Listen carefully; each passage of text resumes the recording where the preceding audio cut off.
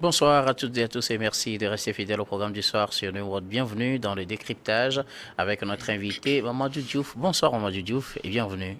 Merci, bonsoir Guillaume. Mamadou Diouf, éditorialiste à New World Info. Nous vous recevons aujourd'hui pour parler de l'Afrique que recherche le chancelier allemand Olaf Scholz au Nigeria et au Ghana. Ce sera notre interrogation avec vous justement. Alors que le chancelier allemand Olaf Scholz est en visite officielle au Nigeria et au Ghana, le président allemand Frank-Walter Steinmeier est également en visite en Tanzanie et en Zambie. Deux responsables, hauts responsables de l'Allemagne sur le continent africain pour cette même période. Quel intérêt représente l'Afrique aujourd'hui pour l'Allemagne? En fait, je me dis que l'Allemagne est en train de prendre le train en marche pour deux raisons. La première raison, c'est que l'Afrique est devenue le centre d'intérêt de tout ce qu'on appelle puissance économique actuellement. En termes de ressources, nous sommes devenus un continent. Regardez tout ce qu'il y a comme découverte de pétrole dans plusieurs pays africains. Tout comme dans des pays où on avait déjà découvert du pétrole, il y a encore des découvertes, le gaz, etc. Autant d'éléments qui font qu'aujourd'hui, l'Afrique représente un intérêt pour tout le monde. C'est peut-être les Africains eux-mêmes qui n'en sont pas conscients. Donc l'Allemagne est tout simplement en train de rentrer dans ce que les Chinois font, dans ce que les Russes, Israël, la Turquie, etc., l'Amérique, puisque tous ces pays sont en train de faire à leur manière avec ce qu'on appelle sommet tout le temps Afrique plus un autre pays qui, derrière, se cache tout simplement encore une forme de continuation de l'exploitation du continent africain. Les Allemands viennent, j'allais dire, pour prendre leur part. C'est cet aspect-là déjà. Il y a maintenant un autre élément qui s'y ajoute. Avec la crise en Ukraine, n'oublions pas que l'Allemagne s'est retrouvée dans une situation extrêmement compliquée sur le plan énergétique à cause de sa dépendance par rapport à l'Ukraine. Ben, si on compare par rapport à nous autres, bien que nous ne consommons pas une quantité extraordinaire de blé, qu'est-ce que nous avons fait? Pas grand-chose. Demander en tout cas pas grand-chose. Qu'on ouvre les vannes. Eux, ils sont en train de trouver une solution définitive. Et quand vous regardez les choix des pays, mais ils peuvent trouver dans ces pays ce qu'ils trouvaient au niveau de la Russie sur le plan énergétique. Donc ce n'est pas par hasard qu'on a pris par exemple un pays comme le Nigeria. Puisqu'ils peuvent y trouver une solution par rapport à une dépendance avec la Russie, les difficultés actuellement avec les BRICS qui sont en train de se renforcer. Et c'est là où souvent moi je m'énerve en regardant comment l'Afrique se met en retard par rapport aux autres. Le Nigeria fait partie des BRICS, non? En tout cas, a soumis sa demande, mais pas. Oui, truc là, pas encore pour le moment. Oui, mais le Nigeria va aller rentrer dans les BRICS. Vous voyez, eux, ils viennent anticiper sur le Nigeria. Je ne sais pas qu'est-ce qu'il faut expliquer encore aux présidents africains pour qu'ils comprennent qu'il y a les pays par pays, ne fait l'affaire d'aucun pays. Il faut que les Africains fassent bloc pour faire face à tous ces pays. Vous avez besoin d'énergie, nous avons de l'énergie. Mais vous, vous avez besoin d'énergie, nous avons besoin d'eux. Et on pose les données sur la table. Et ils seront obligés de se soumettre. Mais quand on le fait pays par pays, mais chacun y va pour résoudre un peu ces quelques petites difficultés. Après, quand vous allez regarder, la forme de la collaboration ne sera peut-être pas la même, mais quand vous faites le bilan au finish, c'est les autres qui profitent plus de l'Afrique que les Africains eux-mêmes. Et c'est là où il faut faire extrêmement attention. Quand on prend le cas du Ghana, ils sont en train de s'installer. Il y a déjà des entreprises allemandes dans ce pays. Et moi, quand je le vois, je me dis, mais attendez, est-ce que tous ces gens ne sont pas dans l'anticipation? On parle de Zileka. On veut faire du marché africain un marché unique. Mais c'est pour que les produits africains ils circulent. En concevant Zileka, c'était pour les produits africains. Oui. Mais pas pour que d'autres viennent s'asseoir chez nous, produire leurs produits qui prennent, allez dire, entre guillemets, la nationalité africaine avec made in quelque part. Mais en ce moment, on continue l'exploitation coloniale. C'est-à-dire, ils viennent chercher des débouchés chez nous où ils amènent leurs produits finis et en même temps, ils viennent chez nous pour prendre les matières premières, pour aller les transformer. Mais tant qu'on restera dans cette logique, nos présidents auront beau parler de développement, il n'y aura absolument rien en termes de développement sur le continent africain. Parce que dans ces conditions, c'est eux qui viennent prendre ce qui devait nous permettre, nous, de nous enrichir ils le prennent de façon brute, comme disait Senghor, et avec cette détérioration des termes de l'échange qui dépasse aujourd'hui ce que Senghor disait à l'époque, mais nous, on reste tout simplement à terre et eux, ils continuent à se développer. Il faut qu'on arrête avec cette forme de coopération, qu'elle soit allemande, qu'elle soit française, qu'elle soit britannique, qu'elle soit russe ou autre. Pour moi, c'est du pareil au même. Chacun vient avec sa stratégie, mais dans le fond, c'est une forme d'exploitation qui ne dit pas son nom. On doit arrêter cette forme de relation. Alors, vous avez évoqué un certain nombre de sujets tout à l'heure qui intéressent l'Allemagne. Sur le continent africain, vous avez évoqué aussi l'énergie. Parlant de l'énergie, justement, pourquoi le choix porté sur le Nigeria plutôt que sur un autre pays, par exemple? Mais tout le monde connaît la capacité du Nigeria en matière de pétrole, en matière de gaz. Mais les Allemands, comme j'ai dit, c'est des gens qui font de la prospective. Ils ne cherchent pas une solution temporaire en attendant que les relations avec la Russie redeviennent normales. Parce qu'il ne faut pas qu'on se fasse d'illusions. Les relations avec la Russie redeviendront normales. C'est comme ça que le monde fonctionne. Ça a beau être difficile actuellement, ça va redevenir normal. Mais ce qu'il faut, c'est un positionnement avec des partenaires stratégiques. C'est-à-dire demain, quand l'Allemagne va négocier avec la Russie, l'Allemagne ne va pas négocier avec la Russie le couteau sur la gorge, en se disant, mais si je n'ai pas ça, je vais avoir des problèmes. Parce qu'ils vont dire, si ce n'est pas la Russie, ça sera le Nigeria. Si ce n'est pas le Nigeria, ça peut être les pays du Golfe, parce que vous avez vu, pendant la même période, beaucoup des premiers ministres de ces pays européens très concernés sont allés en particulier au Qatar pour le gaz liquide, le gaz liquéfié. Plusieurs sont allés là-bas, commençaient déjà à trouver une solution. Mais c'est dans ça que nous, on doit tirer des leçons. Ils ont vécu un problème, on lui cherche une solution de façon définitive. Pas un palliatif qui fera que quand une autre crise va venir, la même situation va se répéter. Mais on cherche une solution définitive pour que la crise ne soit plus en mesure de se reproduire. Parce que si la Russie décide de faire quelque chose, il y a déjà d'autres partenaires stratégiques qui ont été positionnés, mais on parvient à avoir avec ces partenaires stratégiques ce qu'on ne peut pas avoir avec la Russie, ce qui fait que si la Russie voulait faire du tort, mais l'effet va être extrêmement minime, pour ne pas dire qu'il n'y aura pas d'effet. Mais ils sont sur du long terme. Ce n'est pas demain que le Nigeria va livrer du gaz ou bien du pétrole à l'Allemagne. Oui. Mais ils sont sur du long terme, mais ils sont également sur une solution définitive. Parmi plusieurs sujets qui sont annoncés, qui devraient être abordés au cours de cette rencontre avec le chef d'État nigérian, la question aussi de migrants dont les demandes ont été déboutées par l'Allemagne et que, paradoxalement, le Nigeria aussi refuse de recevoir. Oui, tout à fait, parce qu'on l'oublie. Bon, c'est vrai qu'on peut aller s'installer en Allemagne, mais l'Allemagne fait comme la France, comme les États-Unis. Ils sont d'accord quand les règles sont respectées que tu t'installes dans leur pays. Il y a beaucoup d'étrangers d'ailleurs au niveau de l'Allemagne, y compris des Africains, bien que les Turcs sont la plus grosse la majorité. Mais quand vous n'avez pas les éléments qu'il faut également, ils te demandent de quitter leur territoire. Bien sûr, la diplomatie voudrait qu'on prenne contact avec les pays concernés pour que les ressortissants retournent dans leur pays, puisqu'ils n'ont pas opté pour la méthode britannique qui veut faire passer les gens par Kigali pour les empêcher en fait de rester sur le territoire. Bien sûr, au Nigeria, c'est un problème parce que, comme on le sait, en Afrique, quitter l'Afrique pour aller vers un pays européen, c'est tout un rêve.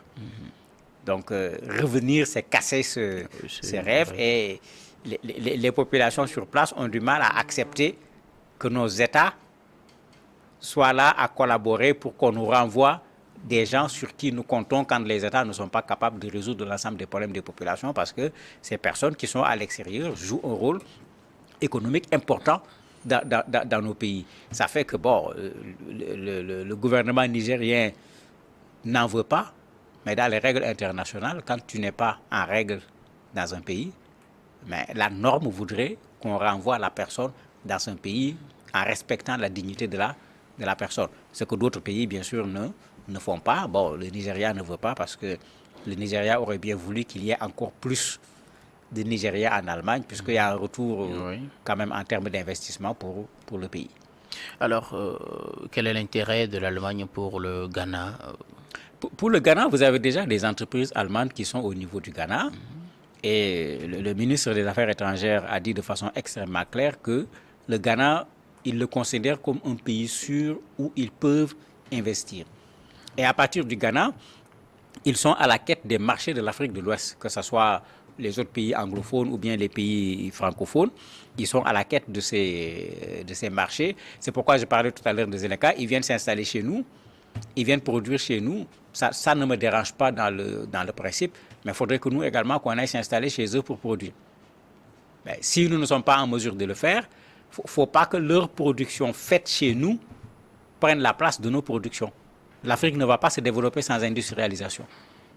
Et quand je dis industrialisation, je pense à nos propres industries, pas aux autres qui viennent installer leurs industries chez nous, ou de façon pratique, on va se dire, oui, telle entreprise prend 20 000 personnes comme employés. C'est vrai que c'est extrêmement important, mais quand vous regardez ce qu'ils gagnent comme argent et qu'ils renvoient chez eux, par rapport à 20 000 employés, ce n'est absolument rien du tout. Mais en ce moment, l'entreprise est là, c'est vrai, des emplois sont là, mais le résultat de l'entreprise qui devait permettre au pays de s'en sortir, le pays ne s'en sort pas. Et c'est pourquoi vous voyez parfois ces bizarreries dans nos pays, où le pays te dit, moi j'ai un taux de croissance de 8%, et les populations demandent, mais où sont les 8%? Mais vous n'allez pas les voir, parce que dans ce qui est produit sur place, une partie n'est pas produite pour le pays. Donc les bénéfices retournent là où viennent les investisseurs. Et quand vous enlevez ça effectivement des 8%, il ne reste pas grand-chose qu'on peut redistribuer aux populations, parce que ça part pour retourner dans les pays d'origine de ceux qui ont investi. Mais il faut que les Africains le comprennent. Il y a plusieurs façons de faire. Mettons en place nos propres entreprises. C'est indispensable. Si c'est des sujets sur lesquels nous n'avons pas l'ensemble des éléments pour le faire, mais qu'on fasse comme les Chinois, qu'on fasse comme tous les autres pays ont fait. Vous venez, on vous dit, OK, vous venez vous installer, mais il faut qu'un national prenne les 51%. Première chose. Donc, ça ne sera pas votre entreprise de façon exclusive. Deuxième chose, dans le contrat, il y a le transfert de technologie qui est là.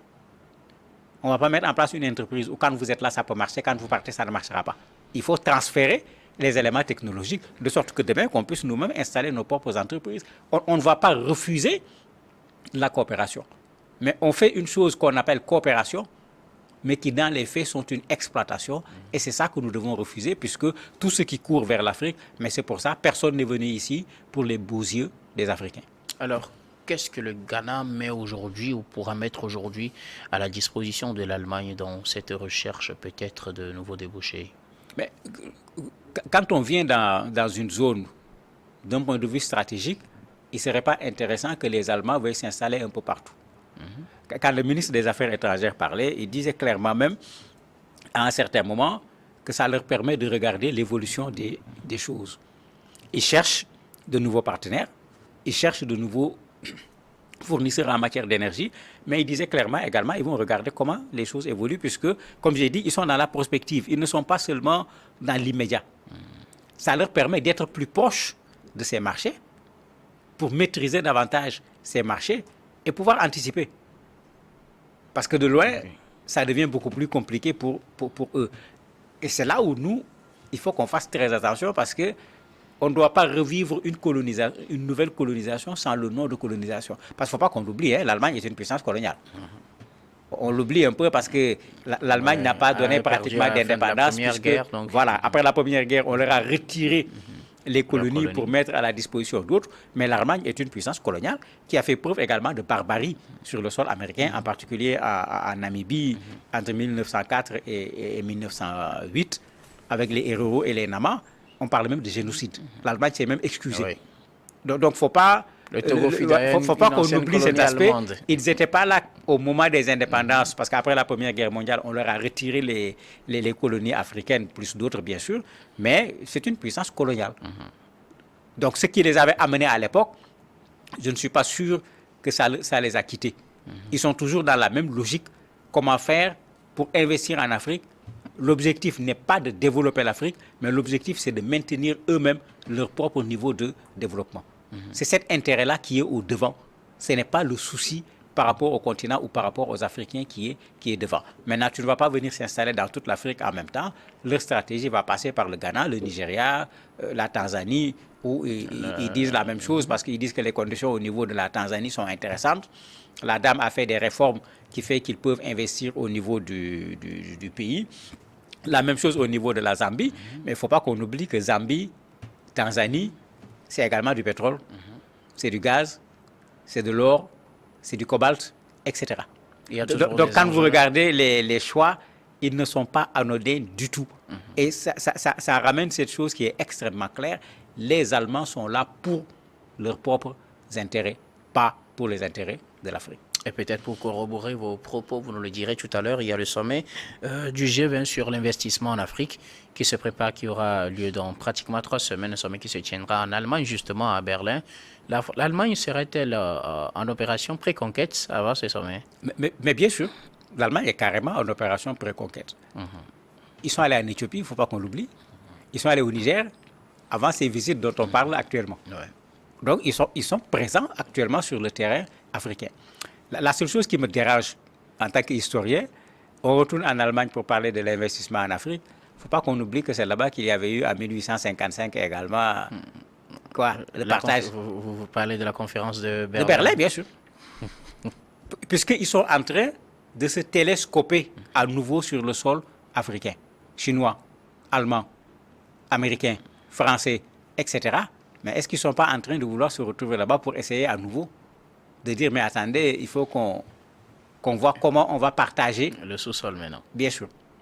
Et là, il faut qu'on fasse attention. C'est pourquoi je le répète, mais il faut que nous, Africains également, mais qu'il y ait de la réflexion. Qu'il y ait de la réflexion prospective. Vous allez voir, on risque d'y aller pas avec une représentation de l'Afrique en tant que telle. Alors qu'on aurait pu y aller pour dire, mais l'Afrique a besoin d'investissement. Vous avez vos priorités, nous avons nos priorités. Si les priorités sont les mêmes, mais on voit comment on va négocier pour avoir quelque chose qui fera du gagnant-gagnant. Si les priorités ne sont pas les mêmes, mais vous laissez une chose, nous laissons une chose. Mais nous n'allons pas laisser ces gens aller se rencontrer, venir investir en Afrique sur la base de leurs propres priorités, et nous, nos propres priorités, on les laisse de côté. Et G20, quand on dit G20, bon, nous, on est en train d'y rentrer, puisque depuis longtemps, l'Union africaine demande à rentrer dans le G20. Mais le défaut de l'Union africaine, on dit toujours Union africaine. Mais est-ce que l'Union africaine porte la voix de tous les pays africains? Ce n'est pas le cas, bien sûr. Nous arrivons pratiquement à la fin de cet entretien, Mamadou Diouf. Un dernier mot sur cette visite du chancelier Olaf Scholz au Nigeria, au Ghana. Moi, je me dis que l'Afrique a une chance aujourd'hui, c'est qu'on a besoin de nous. Il faudrait qu'on exploite cette chance de on a besoin de nous. Parce que quand quelqu'un a besoin de toi, tu as en possibilité d'avoir des exigences par rapport à la personne. Et cette souveraineté africaine de façon générale, sur le plan politique, sur le plan économique, ça passera par ça.